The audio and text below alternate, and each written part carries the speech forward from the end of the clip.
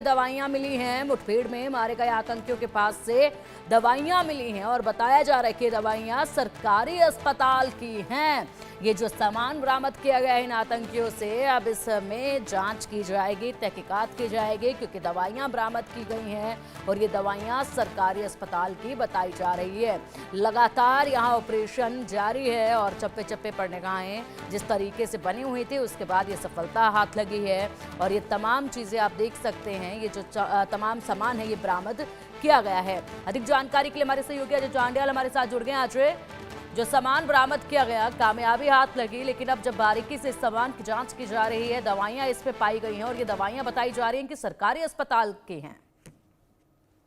देखिए, मैं पिंकी आपको बताऊं कि सबसे बड़ी जांच का विषय अब यही है कि आखिरकार इन आतंकियों के पास मिली ये दवाइयां जम्मू कश्मीर के सरकारी अस्पताल की हैं और ये कैसे उनके पास पहुंची। क्या ये आतंकी बिना हथियारों के किसी अस्पताल में गए थे जहां से इन्होंने ये दवाइयां हासिल की है, आम लोगों की तरह ये वहां पहुंचे हैं, अपना इलाज कराया और उसके बाद वहां से निकले हैं, या फिर कोई ऐसा अस्पताल प्रशासन का जो है कोई एम्प्लॉय जो है इनके साथ जुड़ा है, या फिर कोई और ओवरग्राउंड वर्कर जो है इनके लिए दवाइयां लेकर आया है।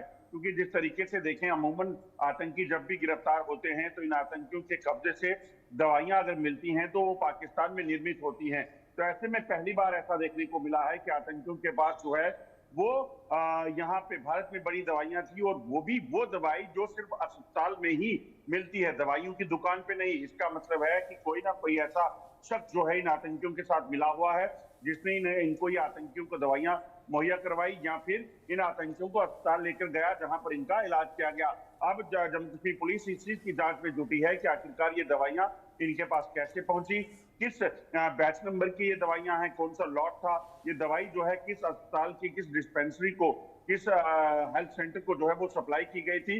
उससे कम से कम ये पता लगाया जाएगा कि आखिरकार इन आतंकियों तक ये दवाइयां या इन आतंकियों ने क्या उस इलाके में भी अपने आप को जो है वो गए हैं। ये एक बड़ी जांच का विषय है, मगर जिस तरीके से सरकारी दवाइयां उन तक पहुंची हैं, ये अपने आप में बताता है कि एक बड़ा गंभीर विषय है। बिल्कुल या तो फिर अजय, कोई ऐसा बिल्कुल अजय, इससे पहले भी देखा गया है कि कहीं ना कहीं से कुछ ऐसे लोग शामिल पाए गए जिन पर कार्रवाई भी की गई थी। जो लोग यहाँ से अंदरूनी लोग जो हैं वो मदद करते थे इन आतंकियों की, बहुत सी जानकारियां, बहुत सी चीजें जो हैं इनको मुहैया कराई जाती थी ताकि ये सरवाइव कर सके। तो उस एंगल से भी क्या इसमें अभी जांच की जा रही है, क्योंकि पहले भी ऐसा नेटवर्क जो है वो पकड़ा गया था?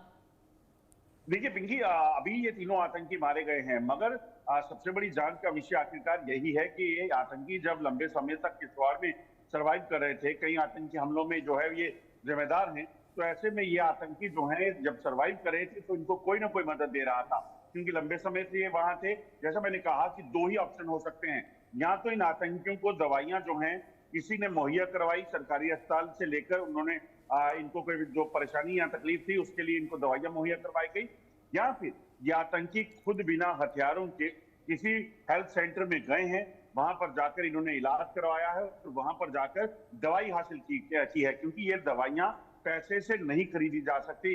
इन दवाइयों पर लिखा गया है नॉट फॉर सेल, यानी कि ये दवाइयां वो हैं जो सिर्फ अस्पताल की सप्लाई के लिए जाती हैं। तो इस चीज को लेकर कहीं ना कहीं पुलिस अब गंभीरता से जांच कर रही है।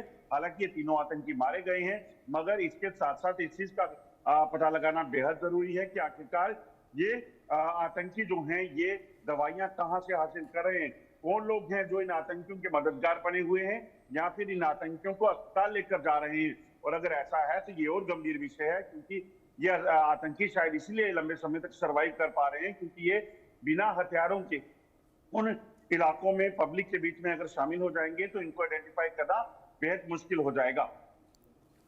बिल्कुल बिल्कुल अजय, और वाकई में अब जिस तरीके से दवाइयां बरामद हुई हैं तो यहाँ पर बहुत से ऐसी चीज़ें होंगी जिनके बारे में जानकारी हासिल करना इस वक्त के लिए बेहद ज़रूरी है, ताकि यहाँ पर एक नेटवर्क अगर मिलता है तो उससे खंगालते हुए तमाम उन लोगों तक पहुँचा जाए जो इनकी मदद कर रहे हैं, कहाँ कहाँ तक ये मदद पहुँची है, और उससे और भी ज़्यादा बड़े खुलासे होने की उम्मीद कहीं ना कहीं अजय अभी भी बनी हुई है। इसके अलावा अगर बात की जाए तो पूरे इलाके में अभी सेना का ऑपरेशन किस तरीके से चलाया जा रहा है?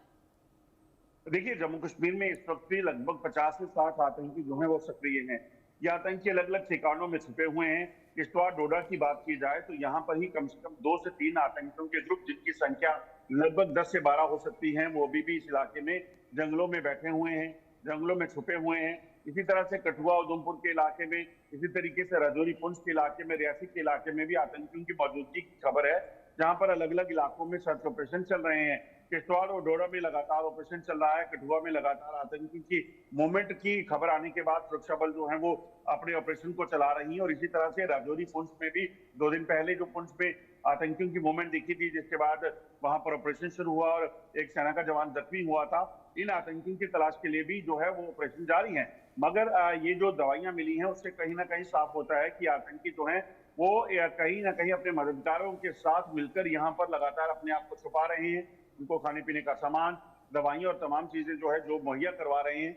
उस नेटवर्क को उखाड़ फेंकने की बेहद जरूरत है। कई कार्रवाइयां ऐसे पिछले कुछ समय में की गई हैं, मगर आने वाले दिनों में ये कार्रवाइयां और तेज होंगी।